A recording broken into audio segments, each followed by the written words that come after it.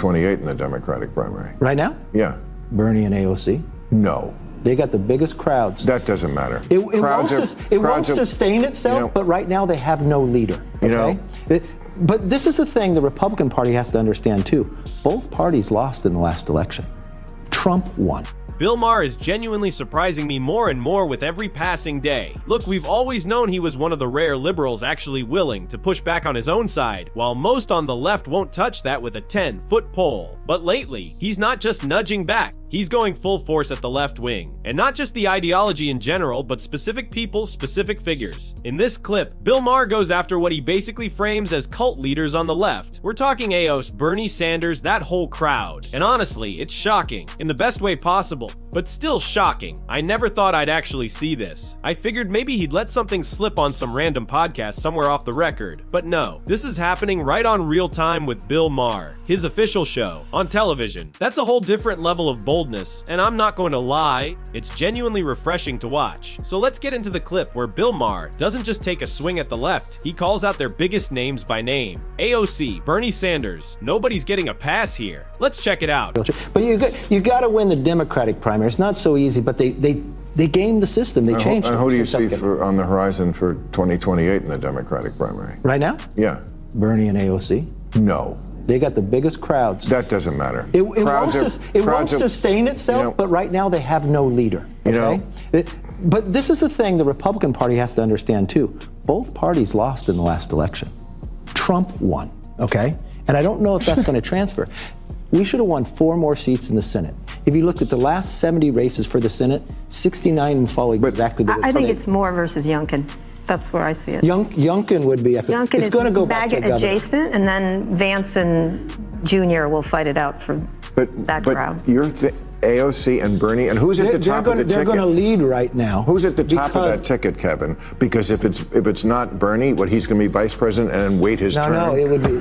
Bernie's been running each time. I'm just saying who's in the lead right now. I don't think that's how it ends up. But big crowds don't necessarily mean who's the right candidate. You know, when I started... No, but it drives where the ideas are going to go. It's going to drive the money for a while. It doesn't make them the winner. It doesn't make them the winner. You'll have to wait till you'll get 2 years out, and then you'll start seeing these governors that start showing solutions. You also have to know, what is the issue going to be? Are we going to have a foreign policy issue? Are we going to have an economic issue? And who's been the best in leading in that? But right now for the Democrats, who's going to lead for the next 2 years, the money is going to... AOC outraised everybody in the House. And it's all small donors. It's all small donors. Yeah. And this is exactly where Trump was when no one gave him a chance at 17. He outraised everybody else. So that's where the base is at, right?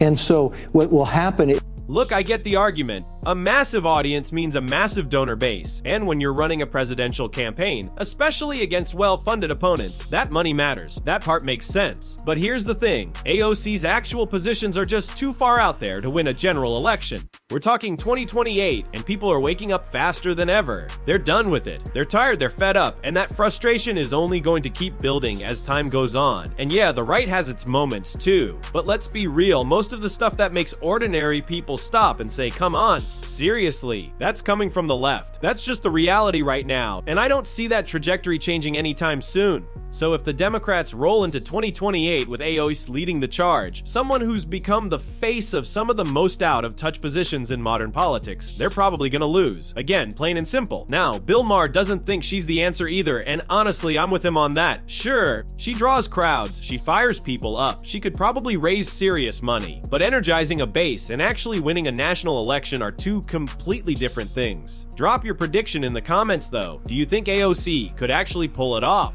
I'm genuinely curious where you guys land on this one. So Oklahoma has now required their students in schools to learn that the 2020 election was tainted by fraud. What are your thoughts on that? Yeah, you can do that one. Look, come on, man. From my belief, the election was very clear. Biden won that election. Okay?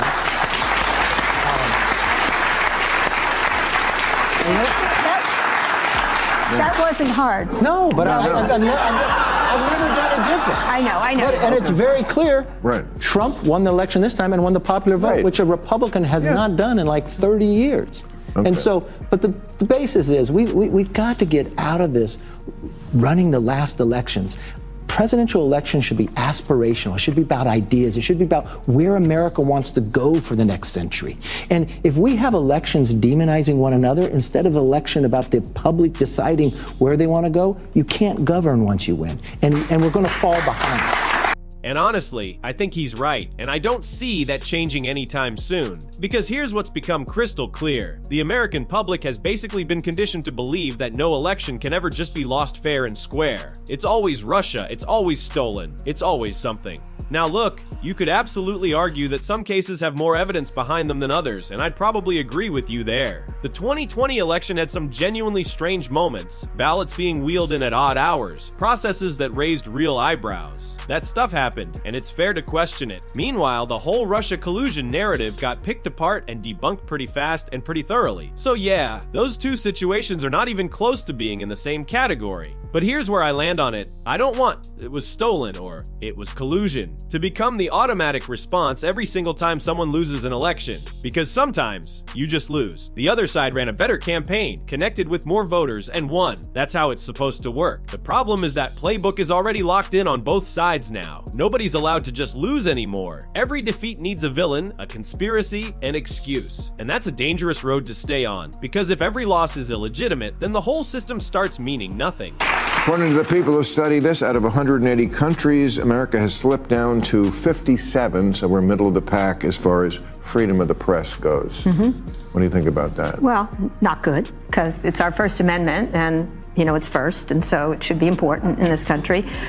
These assaults, these lawsuits and everything else, much of them nuisance lawsuits, are really problematic. You mean like against 60 Minutes? 60 Minutes, which it looks like they're going to pay in some way to get that deal done. That feels like paper play all over the place.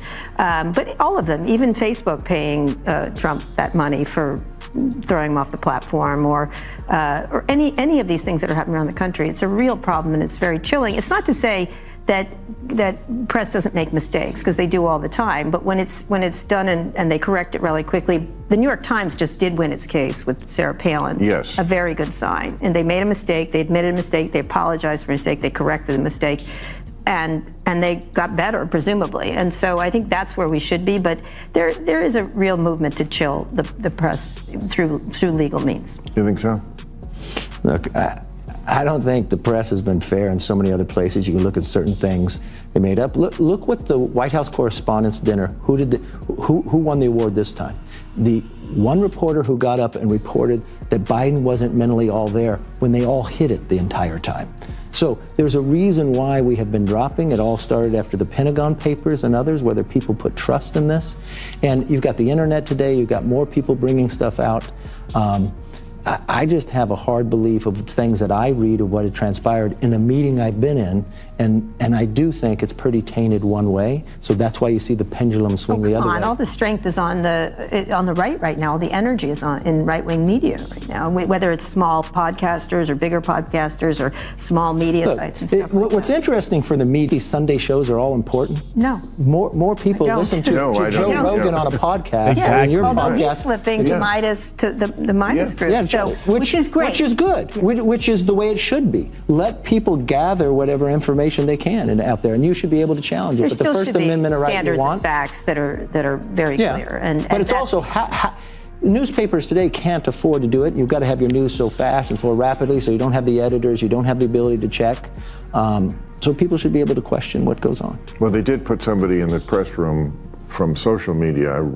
And what's happened to the mainstream media is honestly wild, and the speed at which it all collapsed is something else entirely. Don Lemon losing his job, CNN canceling shows left and right, ratings in free fall. That's what happens when you spend years lying to your audience. People aren't stupid, they catch on. And the fatal mistake the mainstream media made, they kept running the same playbook even after the internet changed everything. Because now, right now, anyone can pull out their phone, type a question into ChatGPT or Claude, and get a fact check in literally 5 seconds. The gatekeepers don't control the information anymore. That era is over, and these networks are so used to operating in a world where they could just say whatever, push their narrative, true or not, and nobody could challenge it. That world doesn't exist anymore, so now they're paying the price, and honestly, they earned every bit of it. Anyway, let me know in the comments what you think about Bill Maher and his guest going in hard on the left, and specifically Bill Maher calling out AOC and Bernie as unelectable. Do you think either of them could actually win a presidential race? I personally don't see it. Bill Maher, a guy who is very much still a liberal, doesn't see it either, which says a lot. I'm not sure who the Democrats are going to land on as their answer, but somebody's going to get propped up eventually. Drop your thoughts below. Let me know what you guys think about this episode of Real Time with Bill Maher.